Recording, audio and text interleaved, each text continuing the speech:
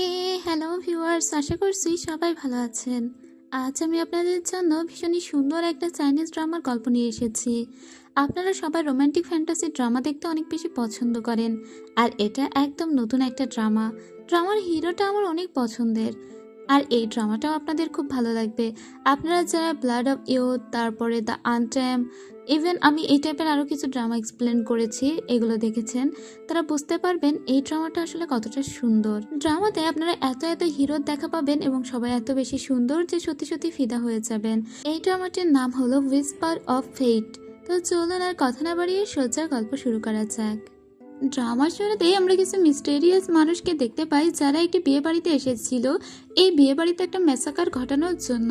এরপরে আমরা দেখতে পাই বিয়ে বাড়ির ছাদের উপরে একটা ছেলে বসে আছে, সে একটি পিপা বাজাচ্ছিল। তবে সে ছিল খুবই শয়তান টাইপের একটা লোক, কারণ সে এখানে এসে বিভিন্ন মানুষজনের ভিতরে এরকম কিছু বাগ ফিট করে দিয়েছিল যাতে হুট করে সময় স্থির হয়ে যায়, এবং কিছুক্ষণের ভিতরেই দেখা যায় সে তার সাউন্ড দিয়ে এখানে একাধিক মাছের আগমন ঘটায়। এবং সে ছিল খুবই ভিলেনিশ টাইপের একটা লোক। তার মেইন উদ্দেশ্যই ছিল এই বিয়েবাড়ির সবাইকেই মেরে ফেলা। তার ভিতরে ভিতরে কোনো একটা ক্রোধের আগুন জ্বলছিল তা আমরা বুঝতে পারি, এবং সে কিছু একটা স্মরণ করছিল। একটা বাঁশি দেখতে পাই আমরা, আর বুঝতে পারি যে এটা তার কোনো সিনিয়রের বাঁশি। আমরা একটা বনে কয়েকজনকে বসে থাকতে দেখি যারা সময়ের সাথে সাথে ওখান থেকে গায়েব হয়ে যায়।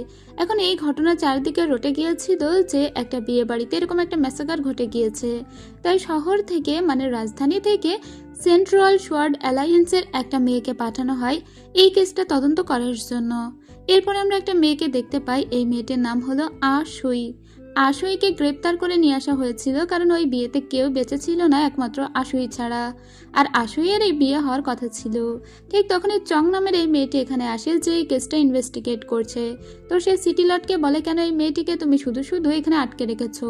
সিটি লর্ড তখন বলে, কারণ ওই বিয়ে বাড়ির কাউকেই আমরা বাঁচাতে পারিনি, সবাই মারা গিয়েছে, কিন্তু এই মেয়েটি একা বেঁচে আছে, আর তার মানে হলো এই মেয়েটির নিশ্চয়ই ওইসব ঘাতকদের সঙ্গে কোনো একটা সংযুক্ত আছেই, না হলে সবাইকে মেরে ফেললো, একে কেন বাঁচিয়ে রাখলো? জং তখন বলে এই মেয়েটিকে এক্ষুনি ছেড়ে দেওয়া হোক, ওর কাছ থেকে আমরা তদন্ত করে জানতে পারবো যে কি হয়েছিল সেদিন। তখন আশুই বলে, আসলে আমারই বিয়ে হওয়ার কথা ছিল। যখন আমাকে পালকির ভিতরে করে নিয়ে যাওয়া হয় ঠিক তখনই হঠাৎ করে একটা ম্যাসাকার ঘটে যায়। আমি একটা কালো কাপড় পরুয়া একটা পিপা বাদককে দেখতে পাই যে উপর থেকে আমার সামনে আসে, সেই এই ম্যাসাকারটা ঘটিয়েছে। ইভেন তার চেহারার বর্ণনা পর্যন্ত দিয়ে যায়। ওই ছেলেটি এসে বলেছিল যে আমি চাইলে সবাইকে নাকি এই ঘটনাটা বলতে পারি, আর আমাকে কেন বাঁচিয়ে রেখেছে তা আমি জানি না। জং তখন বলে, ঠিক আছে, চেহারার বর্ণনা অনুযায়ী আমার একজনের কথা মনে হচ্ছে, আমাদের এখন সেখানে যেতে হবে। আর এটা ছিল আন্ডারওয়ার্ল্ড। তবে এখানে একটা বৌদ্ধ মন্দির ছিল, যে বৌদ্ধ মন্দিরেই মূলত ওই চেহারা ছেলেটা বাস করে। তো এখানে আমরা একটা পিচ্চিকে দেখতে পাই যার সঙ্গে সবাই খুব খারাপ ব্যবহার করলে জং বলে, ওই পিচ্চির সাথে খারাপ ব্যবহার করে কি হবে, ওর মাস্টারকে কোথায় সেটা খুঁজে বের করতে হবে। আশুই তখন ছেলেটিকে টেনে উপরে তোলে আর বলে, তুমি বলো তোমার মাস্টার কোথায়? ওই ছেলেটি বলে, আমি তো কিছুই জানি না, আমি তো এখনো ছোট বাচ্চা এবং আমি এখানে ঝাড়ুদারের কাজ করি। যাই হোক, এরপরে ওরা ভিতরে যখন প্রবেশ করতে যাবে ঠিক তখনই দেখা যায় উপরে থেকে কেউ একজন এদের দিকে একটা ভীষণই ধারালো ওয়েপন ছুড়ে দিয়েছে যাতে ওরা সবাই কাবু হয়ে যায়। এরপর আমাদের ছেলেটিকে দেখানো হয়, এর নাম হচ্ছে চি ইয়ন। একে সবাই ক্লাউড বলে ডাকে, মানে মেঘ। এ খুবই দ্রুত ভেসে বেড়াতে পারতো এবং চোখের পলকে এখান থেকে ওখানে পৌঁছে যেত, যার কারণেই মূলত ওকে ক্লাউড বলা হতো। তো আমরাও ওকে ক্লাউডই বলি। যাই হোক, এরপরে ক্লাউড ওদের সামনে আসে আর বলে, তোমাদের সাহস তো কম নয় যে তোমরা ভিতরে প্রবেশ করবে। আর আশুইকে ওখান থেকে সবার সামনে থেকে তুলে নিয়ে ও ভিতরে নিয়ে আসে। সেখানে আরও একজন কেউ বসেছিল, তার আন্ডারে আশুইকে রেখে ও আবারও বাহিরে বের হয়ে আসে আর বলে, তোমরা যদি সত্যিই মন্দিরের ভিতরে প্রবেশ করতে চাও তাহলে আগে আমার সঙ্গে লড়াই করো। ওর সঙ্গে লড়াই করে কেউ পারছিল না। এদিকে আশুই ভিতরে এসে দেখে যে এখানে লম্বা চুলওয়ালা একটা ছেলে বসে আছে। তার সামনে একটা দোলনা ছিল, আর সেই দোলনার ভিতরে একদম বাচ্চা একটা ছেলে ছিল। আর এটা হলো একটা অ্যাডপ্টেড ছেলে, মানে যে ওখানে বসে আছে তারই অ্যাডপ্ট করা আর কি। যাই হোক, এরপরে আশুই আস্তে আস্তে সেদিকে গেলে আশুয়ের দিকে তাকিয়ে ছেলেটি একটা রোব এনে ওর গায়ে পরিয়ে দেয়। এর নাম হলো তাং লিসি, আর এই তাং লিসি আমাদের এই ড্রামার মেইন ক্যারেক্টার। যাই হোক, এবার মেয়েটি এর দিকে তাকিয়েই মনে পড়ে যায়, আরে এটা তো সেই ছেলে সেদিন যে সমস্ত ম্যাসাকারটা ঘটিয়েছিল ওর বিয়ের দিন। তাই আশুই ভয় পেতে থাকে। আশুয়ের চোখে এই ভয় দেখে বেশ অবাক হয়ে গিয়েছিল তাংলিচি। আশুই তখন বলে, তুমিই তো সেই সেদিন যে আমাদের বিয়ে বাড়িতে হানা দিয়েছিলে এবং সবাইকে মেরে ফেলেছ। কিন্তু আজকে তোমাকে দেখতে এত অন্যরকম কেন লাগছে? সেদিন দেখে মনে হচ্ছিল তুমি শয়তান টাইপের কেউ একজন, কিন্তু আজকে তোমার চেহারার দিকে তাকিয়ে মনে হচ্ছে তুমি খুবই পবিত্র কেউ। হ্যালো ভিউয়ার্স, আজ আমি আপনাদের সাথে একটি আকর্ষণীয় আন্তর্জাতিক প্ল্যাটফর্ম শেয়ার করতে চাই, যেখানে আপনারা ক্রিকেট, ফুটবল এবং টেনিস লাইভ উপভোগ করতে পারবেন। এবং যদি আপনারা ভবিষ্যৎবাণী করতে ভালোবাসেন, তাহলে আইফোন ল্যাপটপের মতো পুরস্কার এবং নগদ পুরস্কারও জেতার সুযোগ পাবেন। এখানে crash, crystal, under and over 21 এবং আরও অনেক আকর্ষণীয় গেম পাবেন। আর এখানে সেরা অংশটি হলো আমার এক্সক্লুসিভ কোড গপ্পো অন ব্যবহার করে সাইন আপ করলে আপনার প্রথম জমাতে সর্বোচ্চ 24,000 টাকা পর্যন্ত পাবেন। উইথড্রয়াল খুবই সহজ, বিকাশ, ব্যাংক ট্রান্সফার, ক্রিপ্টো, পেপাল এবং আরও অনেক কিছুর মাধ্যমে 24/7 গ্রাহক সহায়তা উপলব্ধ। তাহলে কিসের জন্য অপেক্ষা করছেন? পিন করা মন্তব্য লিঙ্কে ক্লিক করুন অথবা গুগলে প্ল্যাটফর্মটি অনুসন্ধান করুন। নিবন্ধনের সময় আমার প্রোমো কোড গপ্পো অন ব্যবহার করতে ভুলবেন না। বুদ্ধি করে খেলুন, নিরাপদে থাকুন এবং জয় উপভোগ করুন। এদিকে সবাইকে কুপকাত করে ক্লাউড আসে জংয়ের সামনে। জং বলে, দেখো, আমরা একটা কেস ইনভেস্টিগেট করার জন্য এখানে এসেছি, তাই আমাদেরকে ভিতরে যেতে দাও।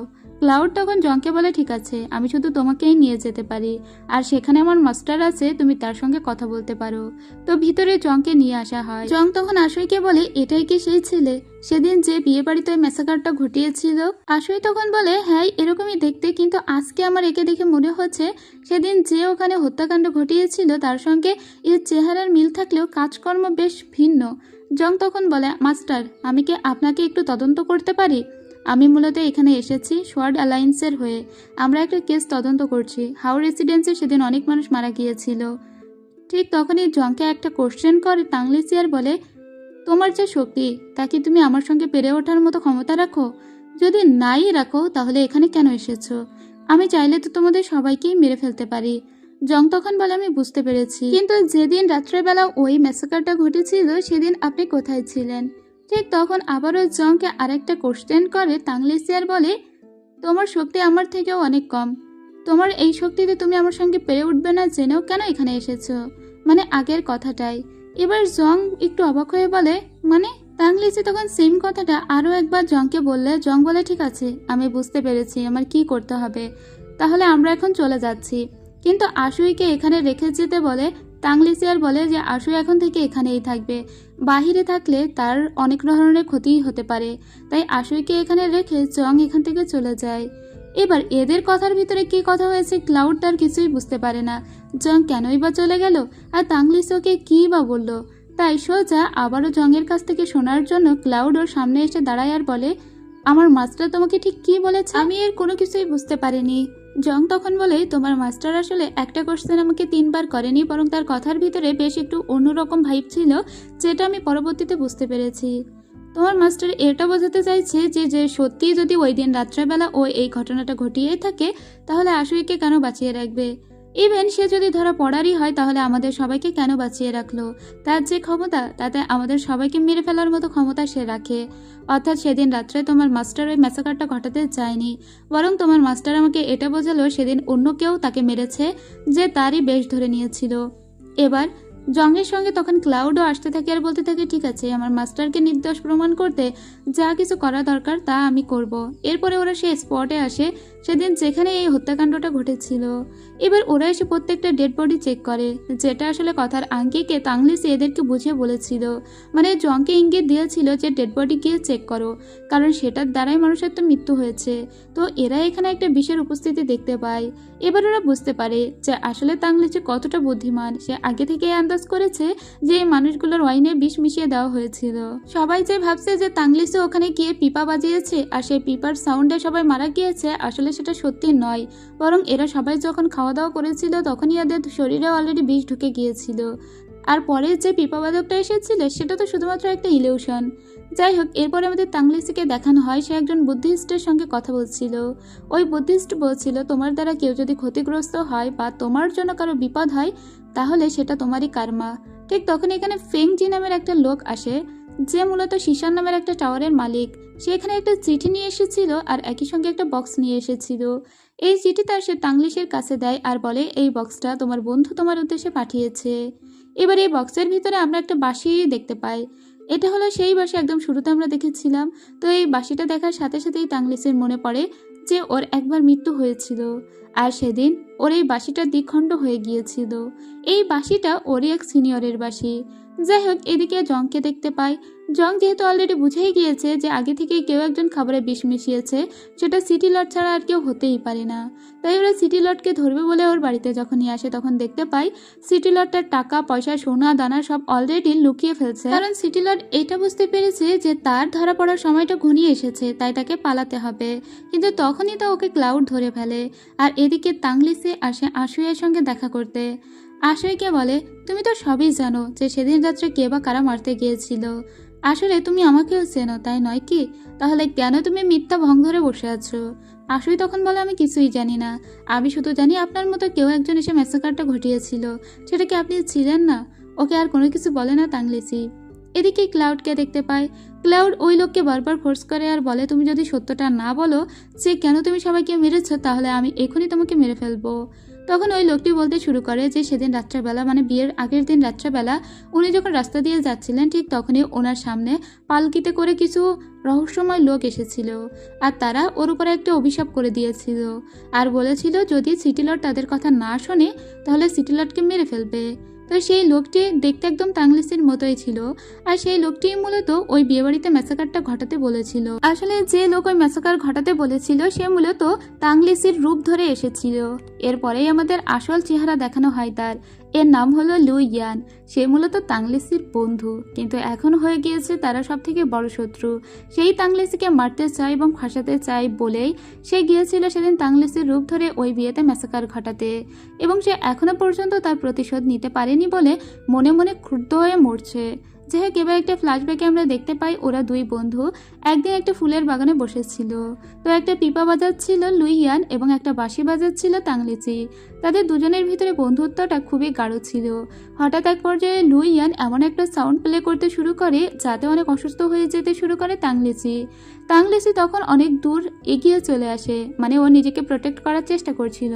কিন্তু লুই ইয়ান এতটাই বেশি খারাপ ছিল যে তাংলিসির শরীরে অলরেডি একটা বাগ ফিট করে দিয়েছিল, যার জন্য তাংলিসি বেশিক্ষণ স্টে করতে পারে না। লুই ইয়ান বলে, আমার সিনিয়রের মৃত্যুর জন্য তুমি দায়ী, তাই কোনো দিন আমি তোমাকে ক্ষমা করতে পারবো না। আমার তো মনে হয় তোমাকে 1000টা টুকরো করে পানিতে ভাসিয়ে দিই।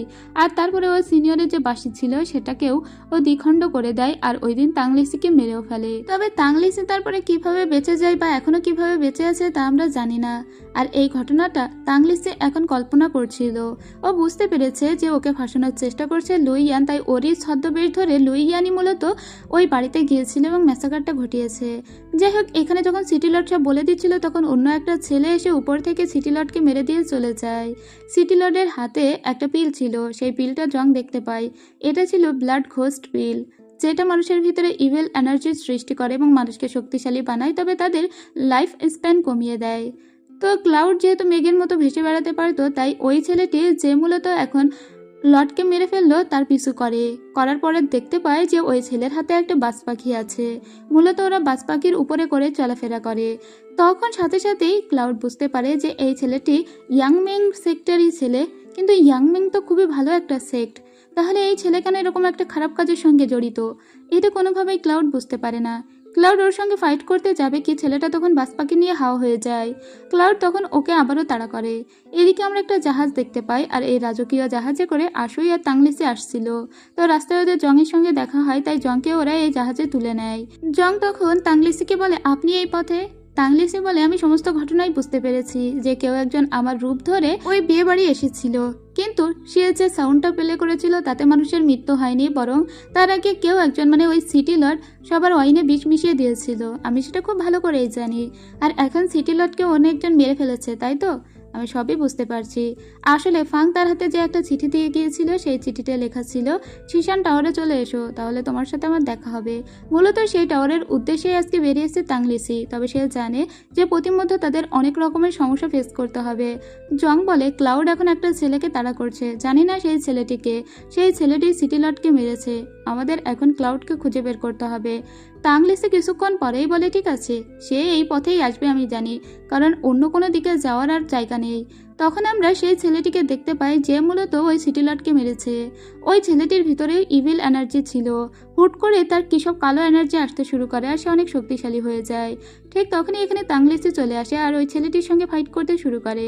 এবারে ছেলেটির নাম বলি, এর নাম হলো জিয়াং চেং। সে জিয়াং সম্প্রদায়ের মালিকের ছেলে, কিন্তু সে বহুদিন ধরে বাড়ি থেকে নিখোঁজ এবং তার ভিতরে এরকম একটা ব্ল্যাক এনার্জি দেখে তাংলিসি ওর উপরে কিছু একটা অ্যাপ্লাই করে যাতে ওর ব্ল্যাক এনার্জিটা কমে যায় আর ও একটু সোবার আপ হয়ে যায়।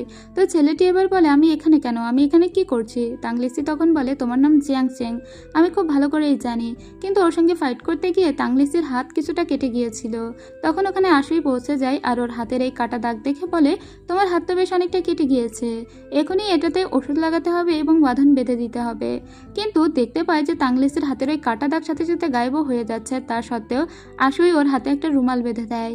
এটা দেখে তাংলিসি বলে, কিন্তু তুমি তো দেখলে যে আমার কাটা দাগ গায়েব হয়ে যাচ্ছে, কিন্তু তার সত্ত্বেও আশুই ওর হাতে রুমালটা বেঁধে দেয়। তাংলিসি তখন আর কিছু বলে না আর এখন জিয়াংকে বলে, তুমি আমার সঙ্গে গোপনে কথা বলবে, চলো।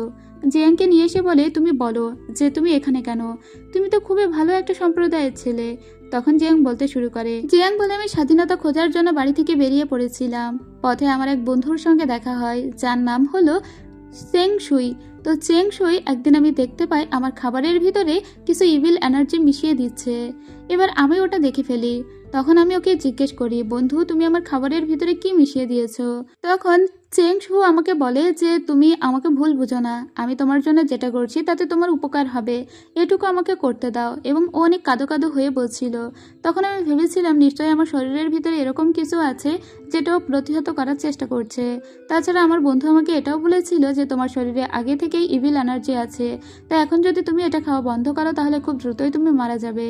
জিয়াং চেং তখন ওই ওষুধটা খাওয়া বন্ধ করে দিল, কারণ ও চায় না কোনো ইভিল এনার্জি দিয়ে ওর কোনো রকমের কাল্টিভেশন ইমপ্রুভ করতে। কারণ যখন যখন ওই ওষুধটাও খেত তখন ওর শরীরে অনেক বেশি শক্তি চলে আসতো। কিন্তু একদিন যখন ওর বন্ধুকে এটা মেশাতে দেখে তখন ওর খারাপ লাগে এবং ও মনে করে আগে থেকে ওর বন্ধুই মনে হয় এটা ওকে মিশিয়েছে এবং কেন ওর বন্ধু এটা করলো তাও জানে না। তো একদিন হুট করে সকালবেলা দেখে ওর বন্ধু গায়েব হয়ে গিয়েছে। তখন থেকে ওর বন্ধুকে খুঁজেই বেড়াচ্ছে যে কোথায় গিয়েছে বন্ধু, কেন বন্ধু আমার সাথে এরকমটা করলো, আমরা তো বন্ধু ছিলাম, তাহলে কেন এভাবে শত্রু হয়ে গেলাম? সেই প্রশ্নের উত্তর আমি আজও খুঁজে চলেছি, কিন্তু আমি আমার বন্ধুকে আজও খুঁজে পাইনি। তাকে খোঁজার জন্যই মূলত আমি এখানে এসেছিলাম, আর মাঝে মাঝে আমাকে দিয়ে যে কিসব করানো হতো তা আমি জানি না। এবার এই কথা শোনা মাত্রই নিজের বন্ধুর কথা মনে পড়ে তাংলিসির, যে লুইয়ানও তো তার অনেক ভালো বন্ধু ছিল, কিন্তু তারাও তো সব থেকে গ্রেট শত্রুতে পরিণত হয়েছে। এখন তাদের ভিতরে শত্রুতা এতই বেশি যে লুইয়ান সবসময় তাংলিসিকে মেরে ফেলতে চায়। যাই হোক, এখন আবারও জিয়াং এর শরীরের ভিতরে সেই ইভিল এনার্জিটা আপ হতে শুরু করে, আর তখন তাংলিসি ওর শক্তি দিয়ে ওকে বলে, তোমাকে আমি বাঁচিয়ে রাখতে পারি, সর্বোচ্চ তুমি 3 মাস বাঁচবে, কিন্তু তুমি আমার কথা মতো কাজ করবে। ঠিক তখনই আমরা দেখতে পাই যে বাজ পাখিতে করে কিছু ওদের সম্প্রদায়ের মানুষজন এদিকেই আসছে। জিয়াং তখন বলে, আমি আর বাঁচবো না, এর থেকে আমাকে একটা সুন্দর মৃত্যু দাও। তাংলিসি বলে, তুমি তোমার সম্প্রদায়ের কাছে ফিরে যাও আর এই সমস্ত ঘটনা খুলে বলো। তো জিয়াং তখন বলে, আমার সম্প্রদায় অনেক বেশি ভালো, আর আমি এরকম একটা কাজ করেছি, আমার শরীরে এরকম ইভিল এনার্জি আছে, এটা যদি আমার বাবা জানতে পারে খুব কষ্ট পাবে, আমার সম্প্রদায়ের নাম খারাপ হবে, আমি সেটা করতে দিতে পারি না বলে ও নিজেই সুইসাইড করে। এর কারণ হলো এখানে ওর বাবা এবং ওর চাচারা সবাই এদিকেই আসছে, আর ওটাও বুঝতে পেরেছে। এবার ওর বাবাকে দেখানো হয়, ওর বাবা উপর থেকেই দেখতে পায় যে তার ছেলে এখানে মরে গেল এবং সাথে সাথে জায়গাটা পুরো লাল হয়ে গিয়েছে। ওর বাবা তখন মনে করে যে তাংলিসি হয়তো তার ছেলেকে মেরে ফেলে দিয়েছে। ওর বাবা দীর্ঘ বছর ধরে খুঁজে বেড়াচ্ছে জিয়াংকে।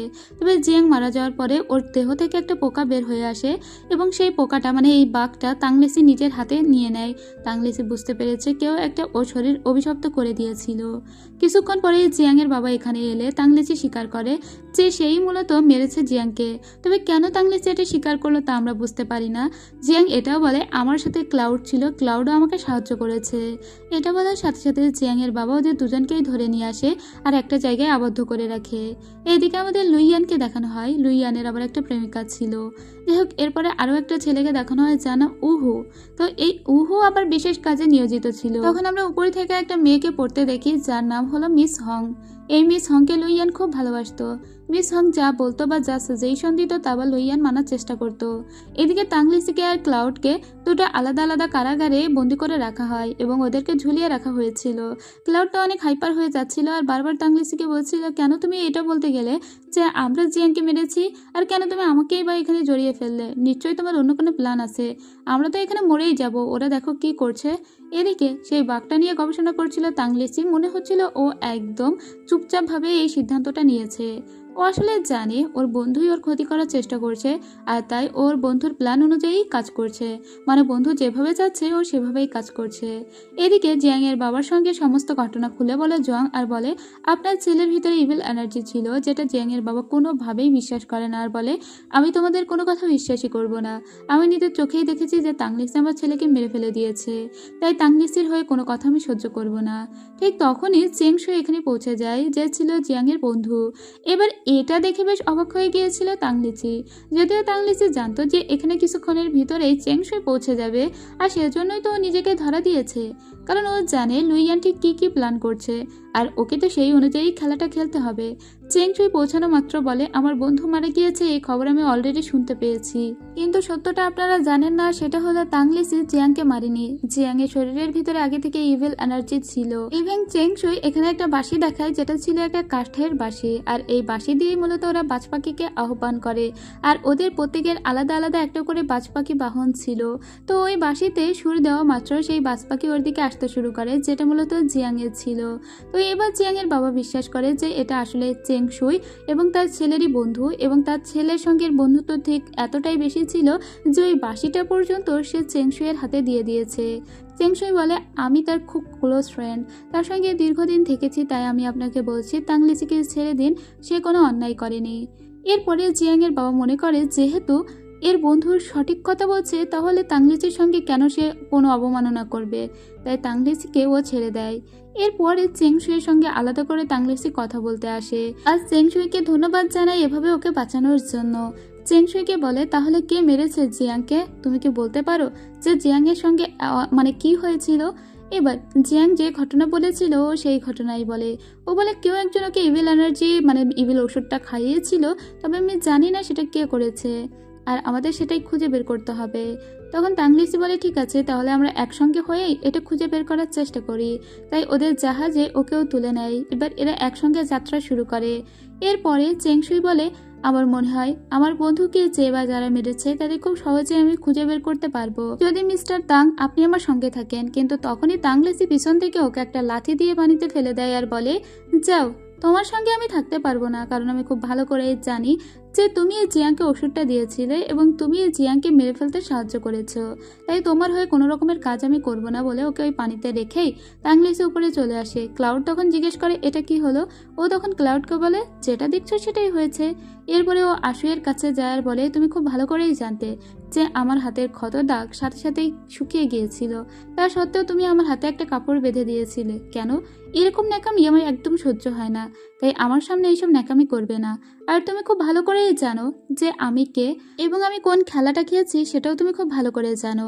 আসলে আশুইকে তাংলিসি বেশ অনেকটা সন্দেহের নজরে দেখে। এদিকে আমরা একটা লোককে দেখতে পাই, এটা মূলত জিয়াং চেনের ছোট চাচা। তো জিয়াং চেংয়ের এই ছোট চাচা আবার চেংশুইকে দেখতে পায়। চেংশুই তখন বলে, চাচা, আমি তাংলিসিকে অনেক বোঝানোর চেষ্টা করেও পারলাম না, সে আমাকে পানিতে ফেলে দিয়ে চলে গিয়েছে, তো এখন আপনি আমার সাথে কাজ করবেন তো? এবার আড়াল থেকে ক্লাউড আবার ওকে ফলো করতে করতে এই কথাগুলো শুনে ফেলে। এবার ক্লাউডের মনে হয় যে জিয়াং চেংয়ের ছোট চাচা এবং তার বন্ধুর ভিতরে কোনো একটা ঝামেলা আছে, তাই ওদেরকে ফলো করতে শুরু করে দেয়। তাংলিসিও বলেছিল ওদেরকে ফলো করতে, কারণ ওদের ভিতরে অনেক রহস্যের উত্তর ওরা পেয়ে যাবে। ওদের ফলো করতে করতে ওরা একটা বাড়ির ভিতরেও চলে আসে। মূলত এটা ছিল একটা শপ, যার নাম হলো ফেংলুই শপ। তারপরে আমরা একটা ফলেন শিশান টাওয়ার দেখতে পাই, যেটা মূলত মেকানিজমের দ্বারা পানির নিচেই থাকে এবং মাঝে মাঝে মেকানিজম দিয়ে এটাকে আবার উপরে তোলা হয়। আর এটাই সেই শিশান টাওয়ার যেখানে আসার কথা ছিল তাংলিসির। যাই হোক, এরা সবাই এই শিশান টাওয়ারের ভিতরে প্রবেশ করে, যেখানে আমরা জিয়াংয়ের চাচাকেও দেখি আর ওর বন্ধুকেও দেখি। আর ওদের ফলো করতে করতে জং আর ক্লাউড দুজনেই এসেছিল এখানে এবং ওরাও প্রবেশ করে। আর তাংলিসিকে দেখে ও সেই বাড়িতে আসে যে বাড়িতে একসঙ্গে সময় কাটিয়েছিল জেং চেং এবং তার বন্ধু।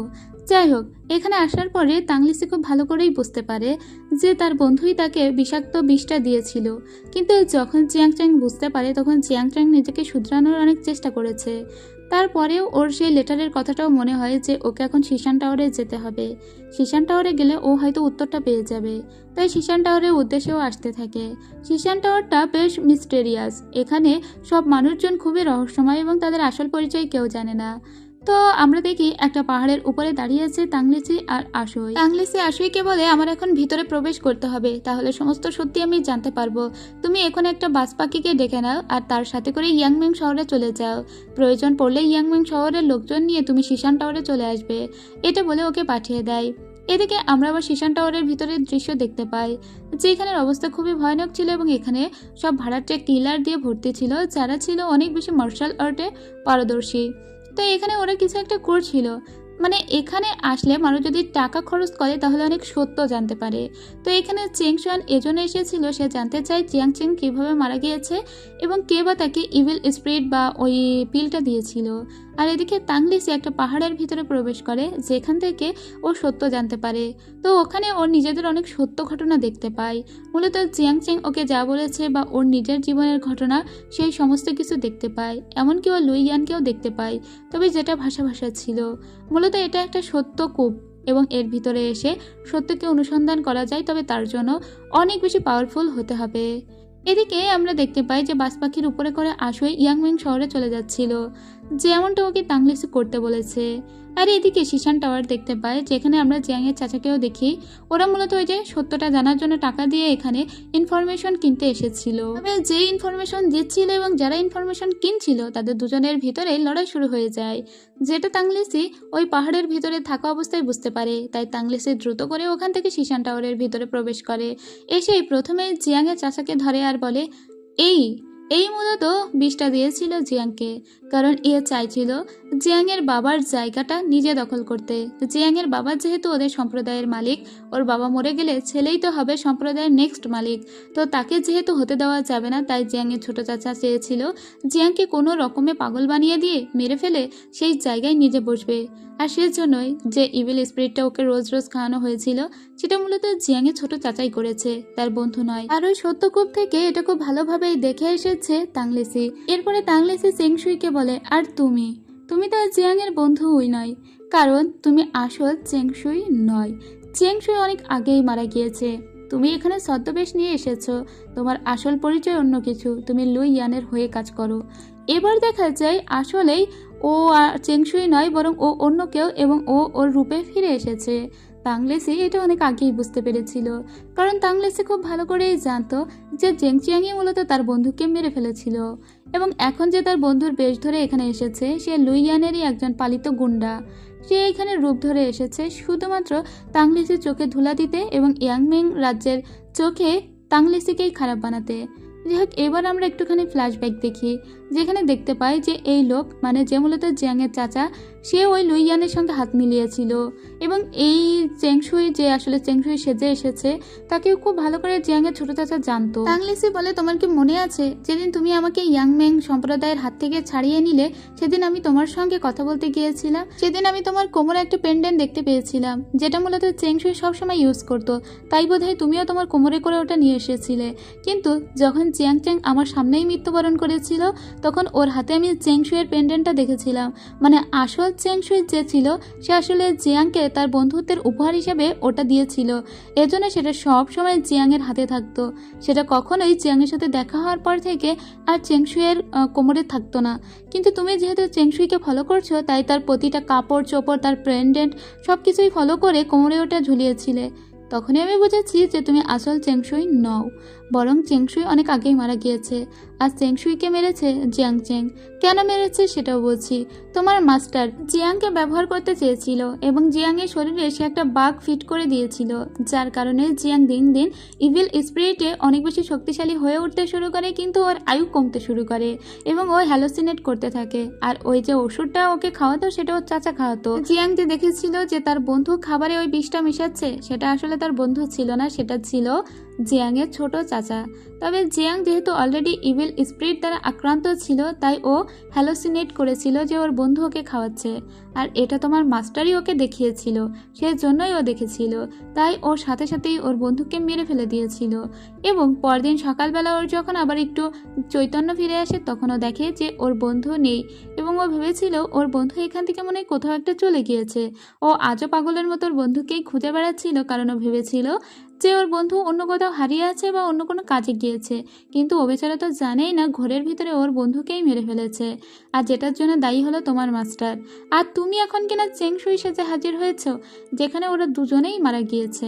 তুমি গিয়ে তোমার মাস্টারকে বলে দিও, সে যদি সত্যিই আমার সঙ্গে খেলা খেলতে চায় তাহলে সে যেন আমার সামনে আসে, এভাবে তোমাদেরকে পাঠিয়ে পাঠিয়ে খেলাটা না খেলতে। এরপরে ওকে ওই ছেলেটি বলে, মানে উহু বলে, তুমি কি আমাকে মনস্টার ভেবেছো? কিন্তু তুমিই তো আসল মনস্টার, এবং একটা মনস্টারই পারে আরেকজন মনস্টারকে হত্যা করতে। আমার মাস্টারও মনস্টার আর তুমিও মনস্টার। এরপরে তাংলিসি বলে, হ্যাঁ তুমি ঠিকই বলেছ, আর ওকে ছেড়ে দেয়। আর জিয়াংয়ের ছোট চাচাকে কিডন্যাপ করে, অ্যারেস্ট করে ওখান থেকে নিয়ে চলে আসে। এবং এই শিশান টাওয়ারের জায়গাটা এবার আগুনে ধরে যায়, এবং এই জায়গাটা বেশ ক্ষতিগ্রস্ত হয়ে যায়। এবার ওরা ওখান থেকে ফিরে আসে, কারণ ওখানে অলরেডি জিয়াংচেং এর বাবা পৌঁছে গিয়েছিল। জিয়াংচেং এর বাবা যখন পুরো সত্যটা জানতে পারে, তখন ওই লোক খুবই কষ্ট পায়। কিন্তু তাংলিসির বারবার মনে পড়ছিল উহুর বলা ওই কথাটা, যে বলে গিয়েছিল তুমি নিজেও তো একটা মনস্টার, আর মনস্টারকে মারতে একটা মনস্টারই প্রয়োজন। তাংলিসির মনে মনে হচ্ছিল সে কি সত্যিই মনস্টার। এবার একটা ফ্ল্যাশব্যাক দেখতে পায়। একদিন তাংলিসি খুবই অসুস্থ হয়ে নিজেকে একটা কটেজে আবিষ্কার করে। সে দেখে তার চুল অলরেডি সাদা হয়ে গিয়েছে, আর তার শরীরও বেশ দুর্বল ছিল। সে বুঝতে পারছিল না সে কোথায় আছে, ইভেন সে তার নামটা পর্যন্ত মনে করতে পারছিল না। তাকে যে চিকিৎসা করছিল তার নাম ছিল লুই ইয়ান। এর সঙ্গেই কিন্তু পরে ওর বন্ধুত্বটা হয়েছিল। যাই হোক, ও লুই ইয়ানকেও বিশ্বাস করতে পারে না, এবং ও এখান থেকে পালানোর চেষ্টা করছিল। সেজন্য ও যখন বাইরে আসে, ঠিক তখনই ওকে আটকায় আরও একজন লোক, যার নাম ফাং জৌ। আর এই ফাং জৌই মূলত লুই ইয়ানের মাস্টার বা সিনিয়র ছিল। যাই হোক, এই সিনিয়র ওকে অনেকটা কাম ডাউন করিয়ে নেয় আর বলে, আমি জানি তোমার হৃদয়ে এখন অনেক ঝড়, কিন্তু সেই ঝড়কে আমি থামিয়ে দেব। এরপর ফাং জাও ওকে নিজের ডিসাইপেল হিসেবে গ্রহণ করে নেয়, মানে লুই ইয়ান এবং তাংলিসি, এরা দুজনেই ছিল ফাং জিয়াও এর ডিসাইপেল। তবে একদিন ওরা তপস্যা করতে করতে দেখে ঘরের ভিতরে আগুন লেগে গিয়েছে, এবং তাংলিসি তার নিজের হাত দিয়ে তার মাস্টারকে মেরে ফেলছে। ইভেন মাস্টারের শরীর থেকে তার হৃদয়টা পর্যন্ত বের করে নিয়ে আসছে। আর এই দৃশ্যটা দেখে ফেলেছিল লুই ইয়ান। কিন্তু কেন এটা সে করলো, আর ওই দেখার ভিতরে কোনো ভুল ছিল কিনা তা আমরা জানি না। তাংলিসি এটা এখন কল্পনা করে, আর ওর হাতে একটা ওয়াইনের পাত্র ছিল, ও সেটাও ভেঙে ফেলে, ফলে তার কাচের টুকরা ওর হাতে লেগে যায়। ঠিক সেই সময় এখানে পৌঁছে যায় আশুই। আশুই দেখে যে ওর হাতেই কাচের টুকরা ফুটে আছে, তাই ওই কাচের টুকরাগুলো ও একটা একটা করে বের করতে যায়। ওর থেকে হাত সরিয়ে নিচ্ছিল তাংলিসি, কিন্তু তার সত্ত্বেও আশুই ওগুলোকে পরিষ্কার করে ওর হাতে একটা কাপড় বেঁধে দিতে যাচ্ছিল। তাংলিসি তখন বলে, তুমি আবারও সেম কাজটাই করছো। তুমি জানো আমার সমস্ত পেইনগুলো সাথে সাথেই হিল হয়ে যায়, আমার কাটা দাগগুলো সাথে সাথেই সুস্থ হয়ে যায়। তার সত্ত্বেও তুমি আগেও এটা করেছো, আর এখনও তুমি তাই করছো। কেন এটা করছো? আশুই বলে, আমি মনে করি এভাবেই মানুষের চিকিৎসা করতে হয়। কিন্তু তাংলিসি ওর হাত থেকে সেই রুমালটা সরিয়ে নিয়ে বলে, দেখো আমার হাত অলরেডি ভালো হয়ে গিয়েছে, তাই তোমার এই ন্যাকামি দেখানোর কোনো দরকার নেই। আর তাছাড়া এটা মনে রেখো যে ফাংজিয়াওকে আমি মেরেছিলাম। এটা বলে ও চলে যায়। এদিকে আমাদের লুই ইয়ানকে দেখানো হয়। লুই ইয়ানের কাছে এসেছিল উহু, আর এসে বলে, তাংলিসি বলেছে যে এভাবে আশেপাশে দিয়ে গেমটা না খেলে আপনাকে নাকি তাংলিসির সামনে যেতে। লুই ইয়ান তখন রেগে বলে, মিস হং, তোমার কি মনে হয় এবার কি আমার সামনে যাওয়া উচিত? মিস হং তখন বলে, আপনি যদি খেলাটা সত্যি সত্যিই খেলতে যান তাহলে সামনে যেতেই পারেন। এদিকে জিয়াংচেং এর বাবাকে দেখি, তার বাবা অনেক কষ্ট পেয়ে এদেরকে বিদায় জানিয়ে দেয়। এদিকে আমাদের রাজধানীর দৃশ্য দেখানো হয়, যেখানে আমরা খুবই সিরফুল ভাবে ছুটে যেতে দেখি একটা ছেলেকে। এই ছেলের নাম হলো জু, মিস্টার জু। সে কিছু টাকা নিয়ে এসেছিল এবং একটা দোকানিকে টাকাগুলো দিয়ে বলে, যে ব্রেসলেটটা আমি গতবার দেখে গিয়েছিলাম, সেই ব্রেসলেটটার জন্য যথেষ্ট টাকা নিয়ে এসেছি, সেটা এবার আপনি আমাকে দিয়ে দিন। তো ওই দোকানি বলে, হ্যাঁ হ্যাঁ, ওই ব্রেসলেটটা তো আমি নিজের কাছে রেখে দিয়েছি। বলে যখনই এই ব্রেসলেটটা দিতে যাবে, ঠিক তখনই একটা লোক হন্তদন্ত হয়ে এদিক থেকে যায়, আর ওদের সঙ্গে ধাক্কা লেগে ওই ব্রেসলেটটা দোকানের হাত থেকে নিচে পড়ে যায় এবং সেটা ভেঙে যায়। কিন্তু যে লোকটা এখানে ধাক্কা দিয়েছিল সেই লোকটা কিরকম পাগলের মতো করতে থাকে। মিস্টার জু বলে, এই লোকটির কি হয়েছে? ওই লোকটি তখন বলে, রংচেং সেক্টর সবাইকে তাংলিসি মেরে ফেলে দিয়েছে, আমার ভিতরে এই ইভিল এনার্জি দিয়েছে। তাংলিসি খুবই ক্রুয়েল। এবার এই কথা শুনে মিস্টার জু অবাক হয়ে যায়, কারণ ওর বাড়িও রংচিং সেক্টরে, ওখানকার কেউ বেঁচে নেই। এটাতে ওর খুব অবাক লাগে। ঠিক তখনই আমরা দেখি ওই লোককে সামাল দেওয়ার জন্য উপর থেকে একজন মাস্টার এসে কিছু একটা ফরমেশন করে দেয়। এই মাস্টার ছিল একজন বুদ্ধিস্ট এবং তার নাম হলো মাস্টার পি জু। তাকে শুধু জু বলবো। এদিকে আমরা আবার ইয়াংমিং রাজ্যকে দেখতে পাই, যেখানে জিয়াংচিং এর বাবা তার ছোট ভাইকে এদের হাতে তুলে দেয় আর বলে, আমার ভাই যেহেতু আমার ছেলের সঙ্গে এত বড় একটা অন্যায় করেছে, তাকে রাজধানীতে নিয়ে গিয়ে শাস্তি দেওয়া হোক।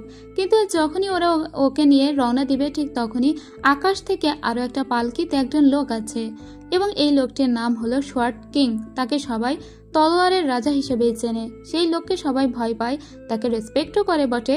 কিন্তু সেই লোকটি এসে একটা অন্যায় দাবি করে আর বলে, তোমরা জিয়াং উকে ধরে নিয়ে যাচ্ছ, ওই জিয়াং উকে আমার হাতে তুলে দাও। মানে জিয়াং চিং এর ছোট চাচাকে ওই লোক নিজে নিয়ে যেতে এসেছিল। এবার এটা তো কোনোভাবে ক্লাউড বা জন কেউ হতে দিবে না, কারণ ওরা এতদিন ধরে এই কেসটা ইনভেস্টিগেট করেছে, একজন অপরাধীকে পেয়েছে, তাহলে সেই অপরাধীকে কেন ছেড়ে দিবে? আর শর্ট কিংই বা কেন তাকে চাইতে এসেছে? ক্লাউডের প্রতিবাদ করে আর বলে, আপনার যদি সত্যি এরকম ক্ষমতা থেকে থাকে তাহলে আমাদের হাত থেকে জিয়াং উকে নিয়ে যেয়ে দেখান। এবার ওদের ফাইট শুরু হয়ে যায়। তখনই তাংলিসি এখানে চলে আসে। ক্লাউড খুব ভালো করেই জানতো যখনই ওদের উপর কোনো আক্রমণ হতে চায়, তখনই তাংলিসি কোথাও না কোথা থেকে চলে আসে। তাংলিসি বলে, আসলে আমার ডিসাইপল একটু ভুল করেছে। আপনি যদি জিয়াংকে নিয়ে যেতে চান তাহলে আপনি নিয়ে যেতে পারেন। আপনি শর্ট কিং বলে কথা, আপনাকে তো শ্রদ্ধা করতেই হবে। এটা বলে তাংলিসি জিয়াংকে ওর হাতে ছেড়ে দেয়। এবার এতে ক্লাউড রেগে গিয়ে বলে, কেন ওর হাতে ছেড়ে দিলে? তাংলিসি তখন বলে, এটা করে তো ভালোই করেছি, সে একটা যোগ্য রকমের বিচার করুক, দুনিয়া দেখুক, তাহলেই তো ভালো হবে। তাছাড়া এই কেসের সঙ্গে আমার নাম অনেকভাবে জড়িয়ে আছে, তো আমি আর এটা নিয়ে ঘাটাঘাটি করতে চাই না।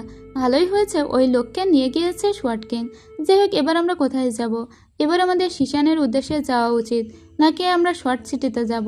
ঠিক তখনই এখানে জং চলে আসে আর বলে, আমার কেস যেহেতু শেষ হয়ে গিয়েছে, তাই আমি এই যাত্রাপথে কি পেলাম, কতজন আসামি পেলাম, তার সমস্ত কিছু আমাকে এখন রাজধানীতে গিয়ে বলতে হবে। তাই আমি তোমাদের কাছ থেকে বিদায় নিতে এসেছি।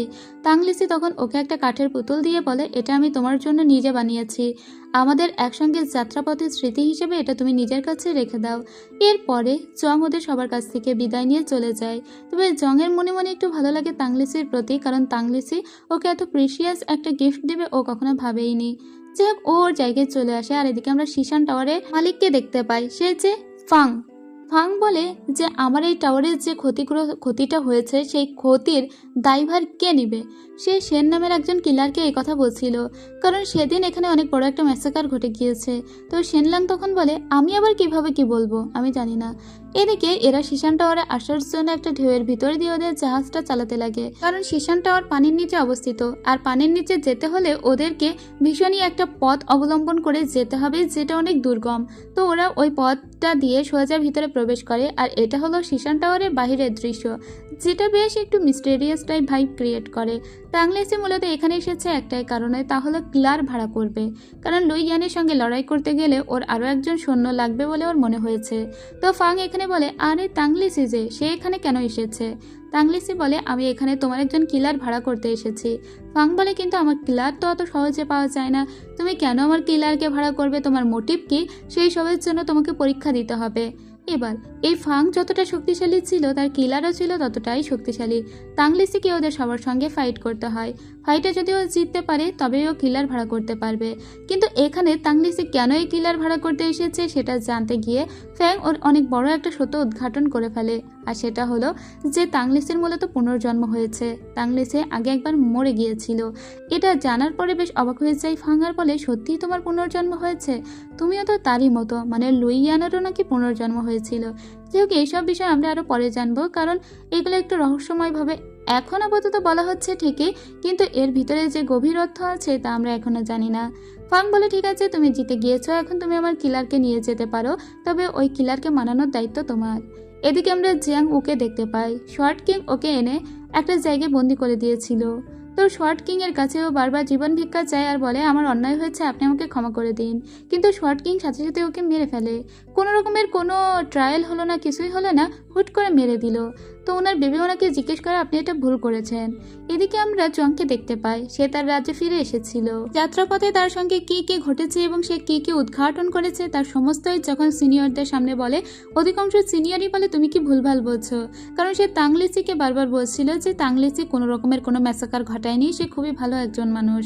আর তাই সবাই জংয়ের উপরে অনেক চড়াও হারা বলে যে কেন সে তাং লিসিকে এত ডিফেন্ড করছে, কারণ সবাই এটা মনে করে যে হাউ রেসিডেন্সে সেদিন যে ম্যাসাকারটা হয়েছিল সেটা তাং লিসিই ঘটিয়েছে। জং তখন ওর মাস্টারের উদ্দেশ্যে বলে, মাস্টার কেউ বিশ্বাস করুক না করুক, আপনি তো জানেন যে আমি আসলে সত্য মিথ্যা ন্যায় অন্যায় কতটুকু পরোয়া করি। ওর মাস্টার তখন বলে ঠিক আছে, তুমি আপাতত এখান থেকে যাও, আমরা এই বিষয়ে কথা বলে পরে তোমাকে জানাবো। তো জং তখন ওখান থেকে চলে আসে। ওর মাস্টার তখন সবাইকে বলে আজকের মতো কোর্ট ডিসমিস, এই বিষয়ে আমি আপাতত কিছু কথা বলতে চাচ্ছি না। এটা বলে এখান থেকে সবাইকে বাইরে বের করে দেয়। এদিকে জং একটা কটেজে এসে চুপচাপ বসেছিল এবং ও ছোটবেলার কথা স্মরণ করে। আসলে ও একটা অনাথ মেয়ে, কারণ ছোটবেলায় ওর প্রায় বাবা মাকে হারিয়েছিল। অনেক কষ্ট করে ও আজকের এই অবস্থানে এসেছে এবং সেটা ওর মাস্টারের জন্যই হয়েছে। ওর মাস্টারকে খুব ভালোবাসে। ওর মাস্টার বলে তোমাকে শর্ট সিটিতে যেতে হবে, কারণ পরবর্তী যা কিছু হবে তার সমস্ত কিছু উদ্ঘাটন করার জন্য সেখানেই তোমার যাওয়া উচিত, আর তোমার সঙ্গে মিস্টার জুও যাবে। যাই হোক, এরপরে আমরা এদেরকে দেখতে পাই, এরা শিশান টাওয়ার থেকে বের হয়ে এসেছিল কারণ ওরা কিলারকে কিনতে পেরেছে। তো কিলার আর কেউই নয়, সেটা হলো শেনলাং। তবে শেনলাং ওদের সঙ্গে একই জাহাজে বসে যাচ্ছিল না, কারণ ওর খুব একটা মন নেই এই তাংলিসির হয়ে কাজ করার। সে বলে তুমি আমাকে টাকা দিয়ে কিনেছো তাই আমি কাজ করব ঠিকই, কিন্তু আমার কাছ থেকে কোনো রকমের কোনো ভালো ব্যবহার আশা করবে না। সে আলাদা হয়ে বসে বসে যাচ্ছিল।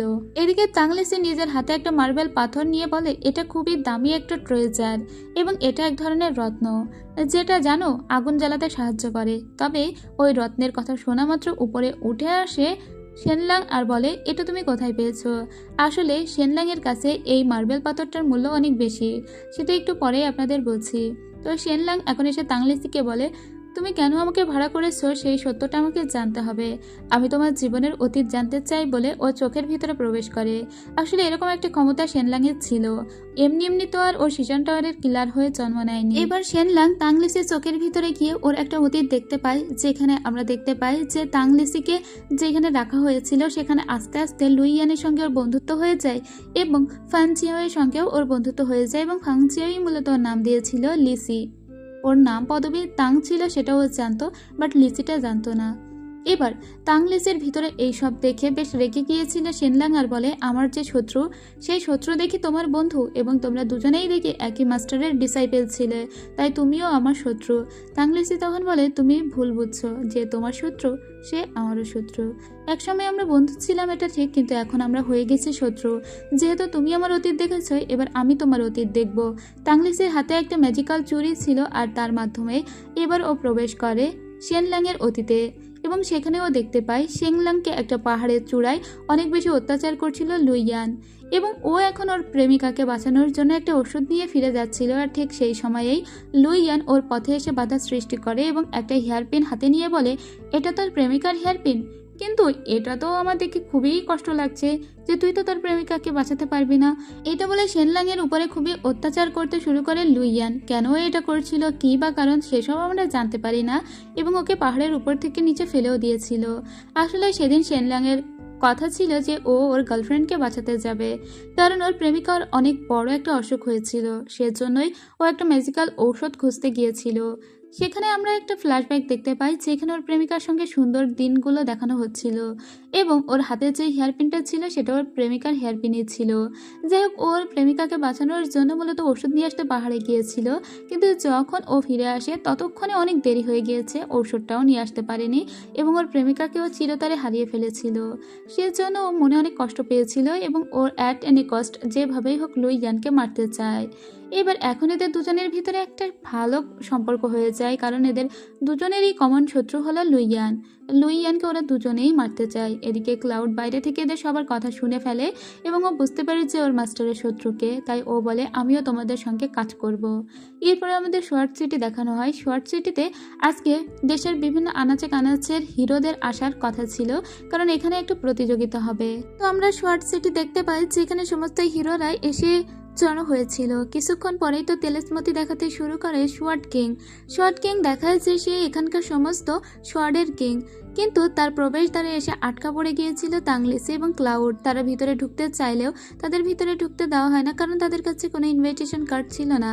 তো এখানে একটা যুদ্ধও হয়, কিন্তু তার সত্ত্বেও ওদেরকে ভিতরে ঢুকতে দেওয়া হয় না, বরং ওদেরকে বলা হয় যে তোমাদের ছোট্ট জাহাজটা এখান থেকে সরাও, কারণ আরেকটা বড় জাহাজ এদিকেই আসছে, আর সেখানেই আছে ওয়াংচিয়াও চেম্বারের মেইন হিরো, যে মানে মেইন ইয়ং মাস্টার, সেও এখানে প্রতিযোগিতার উদ্দেশ্যেই আসছে। তবে এরা কেউই জানতো না ওয়াংচিয়াও চেম্বারের যে মেইন হিরো সে আর কেউই নয়, সেটা হলো তাংলিসি। কারণ তাংলিসির আসল পরিচয় হলো ওয়াংচিয়াও চেম্বারের সেই ইয়ং মাস্টার। সোয়ার্ড সিটি থেকে যে ছেলেটা এসে এদেরকে বাধা দিচ্ছিল, সে এসে তাংলিসিকে বলে যেহেতু তোমার কাছে ইনভাইটেশন কার্ড ছিল, ইভেন তুমি ওয়াংচিয়াও চেম্বারেরই ইয়ং মাস্টার, তাহলে সেটা আগে কেন বলনি। এবার ওদেরকে ভিতরে ঢুকতে খুব তাড়াতাড়ি দেওয়া হয়। যাহা করে যখন ভিতরে ঢুকছিল তখন সাধারণ মানুষকে অনেক ফল আর টাকা পয়সা দিচ্ছিল।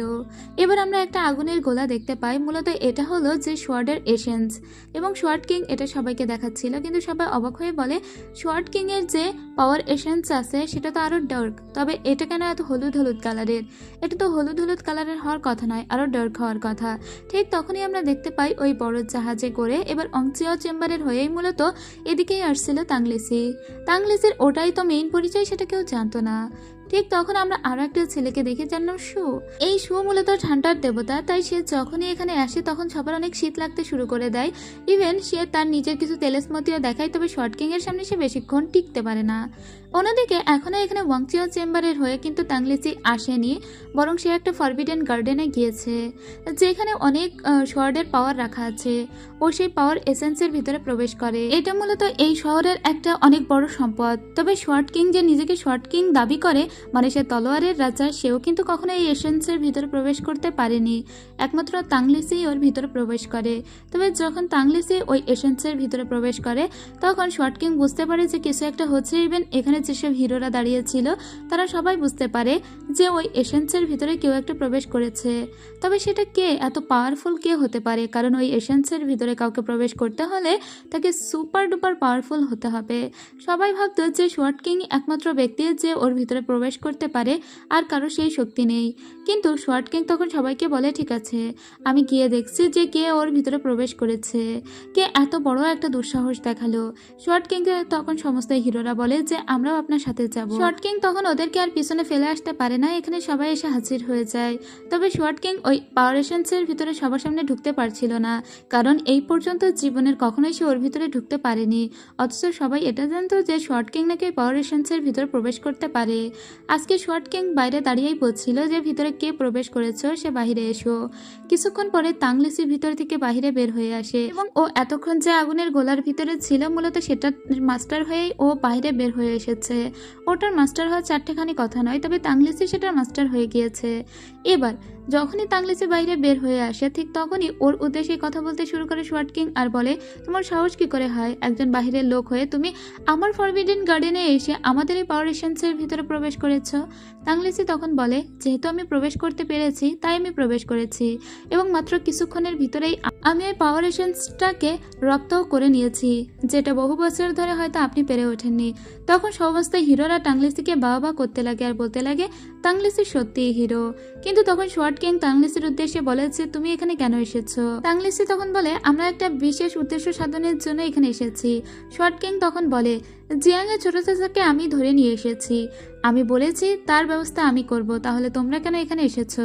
তাংলিসি বলে আপনি এটা ভুলে যাবেন না যে তার ছোট চাচাকে আপনি কিন্তু ধরেননি, ধরেছি কিন্তু আমরাই। তো সেটার কতদূর কি বিচার হলো সেটা তো আমাদেরকে দেখতে হবে, সেজন্য এসেছি। তখন সমস্ত হিরোরা বলে হ্যাঁ তাংলিসি তো ঠিকই বলেছে, যেহেতু তাকে এখানে কারাগারে রাখা হয়েছে সেহেতু সবার সামনে ট্রায়াল দেওয়া হোক। সে কিভাবে হাউ রেসিডেন্সের সবাইকে মেরে ফেললো এবং কার কার সাথেই বা তার সংযোগ ছিল তার সমস্তই সবার সামনে আসা উচিত। এবার ওই লোককে তো আগে থেকেই শর্ট কিং মেরে ফেলে দিয়েছে। শর্ট কিং এর মাথায় এবার চিন্তা ভাবনা আসতে শুরু করে যে কিভাবে সবার সামনে তাকে নিয়ে আসবে, কারণ তাকে তো অলরেডি সে মেরেই ফেলে দিয়েছে। মৃত মানুষকে তো আর সামনে আনা সম্ভব নয়। কিন্তু তাও শর্ট কিং বলে ঠিক আছে, আর মাত্র কয়েকটা দিন পরে আপনাদের সবার সামনেই আমি জিয়াংওকে এনে হাজির করব, এবং সে কার কার সঙ্গে একসাথে হয়ে কাজ করেছে তার প্রত্যেকটার প্রমাণ আমি আপনাদেরকে দিব। যাই হোক, এরপরে এখানকার পর্বটা চুকে যায়। এবার আমাদের অন্য একজনকে দেখানো হয়। আপনাদের মাস্টার জুয়ের কথা মনে আছে, যে একজন বুদ্ধিস্ট, সেই মাস্টারকে দেখানো হয়। তাকেও কিন্তু এখানে পাঠানো হয়েছে মূলত এই শর্ট সিটিতে এই কেসটার ব্যাপারে তদন্ত করতে। আর তাকে পাঠিয়েছে জংয়ের মাস্টার। যেহেতু জংও এই ব্যাপারের সঙ্গে একটু জড়িত আছে, তাই তার মাস্টারই তাকে রিকোয়েস্ট করেছিল যেন শর্ট সিটিতে ওই লোক যায় এবং এই ব্যাপারে একটু তদন্ত করে। কিন্তু যখন ওই বুদ্ধিস্ট আসছিল, ঠিক তখন একটি মেয়ের সঙ্গে তার ফাইট হয়। তবে এই মেয়েটি ওর কোনো শত্রু ছিল না, বরং এই মেয়েটির নাম ছিল সিং এবং সেই মেয়েটি ছিল মূলত এই বুদ্ধিস্টের ফ্রেন্ড। তো ওরা একটা নির্জন জায়গায় এসে বসে এবং গো গেম খেলে। মেয়েটি তখন বুদ্ধিস্টকে বলে, আমি সবসময় জানতাম যে তুমি শান্ত জীবনযাপন করতে পছন্দ করো, তাহলে কেন পৃথিবীর এইসব ব্যাপারে আবার তুমি নাক গলাচ্ছ? তখন ওর কাছ থেকে বিদায় নিয়ে চলে আসে বুদ্ধিস্ট আর বলে, আমাকে বিশেষ কারণে এখানে আসতে হয়েছে। এদিকে আমরা শর্ট কিংকে দেখতে পাই যে খুবই রাগারাগি করছিল এবং কিভাবে জিয়াং ওকে হাজির করবে সেটা ভাবছিল। ঠিক তখন আমরা মিস হংকে দেখতে পাই, যাকে লুই ইয়ান নিজে পাঠিয়েছে একে হেল্প করার জন্য। এরপরে আমরা আবারও দেখতে পাই মাস্টার জুকে। মাস্টার জু এখানে এসে মূলত মনে মনে ডেকে পাঠিয়েছে শর্ট কিংকে। শর্ট কিং তখন বলে, ওই সমস্ত ছেলেমেয়েগুলো এখানে এসে বেশ ঝামেলা করছে, এখন আপনিই বলুন তো যে জিয়াং ওর ব্যাপারটা আমি কিভাবে সামলাই। মাস্টার জু তখন বলে, আমিও ওই কেস তদন্ত করার জন্য এখানে এসেছি, তুমি একটা কাজ করো, নীরবে নিভৃতে তার কাছে আমাকে নিয়ে যায়, আমি তার কাছ থেকে সত্যটা উদ্ঘাটন করার চেষ্টা করব। শর্ট কিং তো কোনোভাবেই মাস্টার জুকে এটা বলতে পারবে না যে সে আগেই জিয়াং ওকে মেরে ফেলেছে, তাই না চাওয়া সত্ত্বেও শর্ট কিংকে এখন মাস্টার জুকে সেই কারাগারের দিকেই নিয়ে যেতে হয়। এদিকে আমরা এদেরকে দেখতে পাই, মানে যেখানে তাংলিসি, ক্লাউড এরা সবাই আবার একত্রিত হয়েছে। আশুয়ের সঙ্গে আবার জংয়ের দেখা হয়েছে, তাই ওরা বেশ খুশিও হয়েছে। ওরা এখানে বেশ একটা ভালো সময় স্পেন্ড করছে। এদিকে কারাগারের দৃশ্য দেখতে পাই, যেখানে মাস্টার জুকে শর্ট কিং নিয়ে আসছিল মূলত জিয়াং ওর সঙ্গে দেখা করিয়ে দেবে বলে, কিন্তু এদেরকে আগে থেকে ফলো করছিল শেংলাং। শেংলাং তো মূলত এখন তাংলিসির হয়ে কাজ করছে, সেটা সবাই জানে। যাই হোক, এখানে আসার পরেই শেনলাং বুঝতে পারে যে আগে থেকে জিয়াংকে মেরে ফেলা হয়েছে, কিন্তু ওখানে শেনলাং ঠিক এমনভাবে উপস্থিত ছিল যেন পুরো দায়টা ওর উপরেই চাপিয়ে দেওয়া হয়েছে যে ওই জিয়াংকে মেরে ফেলেছে। কারণ জিয়াংকে অনেক আগে মেরে ফেলা হলেও তার লাশটা সরানো হয়নি এবং সেটা কারাগারের ভিতরেই ছিল। আর যখনই শেনলাং ওখানে গিয়েছিল, তখন কেউ একটা ওটাতে আগুন ধরিয়ে দেয় আর পুরো দায়টা শেংলাং এর উপরেই চাপানোর চেষ্টা করে। আর শেংলাংকে এখান থেকে দৌড়াতে দেখে মাস্টার জু, সো মাস্টার জু ওকে সন্দেহ করবে, এটা স্বাভাবিক। এবার ওখান থেকে দ্রুত করে শেংলাং চলে আসে। শেংলাং এর জন্য এদিকে জাহাজের ভিতরে এরা সবাই অপেক্ষা করছিল যে শেনলাং এখনো কেন ফিরছে না। কিছুক্ষণের ভিতরে এখানে শেনলাং ফিরে আসে আর বলে, আমি আপনার কথা মতো ওখানে গিয়েছিলাম যে জিয়াংও বেঁচে আছে কিনা দেখতে, তবে গিয়েই দেখি ও মরে গিয়েছে। তবে আমি একটা ট্র্যাপে পড়ে গিয়েছি, তবে আমাকে কেউ দেখতে পায়নি। কিন্তু কিছুক্ষণ পরে এখানে মাস্টার জু এসে হাজির হয়ে যায় আর এর সাথে সাথেই এই প্রথম পর্বের গল্প শেষ হয়ে যায়। তো কেমন ছিল এই ড্রামার প্রথম পর্বের গল্প তা কিন্তু অবশ্যই জানাবেন। ড্রামাটা বেশ ভিন্নধর্মী, আমার অনেক ভালো লেগেছে। এখানে বন্ধুত্ব, অ্যাডভেঞ্চার, রোমান্টিকতা, ফ্যান্টাসি সমস্ত কিছু দেখা একসঙ্গে পাবেন। তো আপনাদের যদি কাহিনীর কোথাও একটু বুঝতে সমস্যা হয় বা মনে হয় যে আমি একটু ফার্স্ট এক্সপ্লেন করেছি, তাহলে কিন্তু কমেন্টে জানাতে পারেন। আমি আরও ডিটেলসে, যদিও আমি ডিটেলসে এক্সপ্লেন করেছি, তবে আরও স্লোলি বোঝানোর চেষ্টা করব। তো আজ এখানেই শেষ করছি, দেখা হবে পরের পার্টে। যারা চ্যানেলে একেবারে নতুন তারা প্লিজ চ্যানেলটিকে সাবস্ক্রাইব করে সাথে থাকবেন, আর যারা আগেই সাবস্ক্রাইব করে রেখেছেন তাদের সবাইকে অনেক ধন্যবাদ। তো দেখা হবে পরের ভিডিওতে, ততক্ষণ সবাই ভালো থাকুন, সুস্থ থাকুন, খোদা হাফেজ।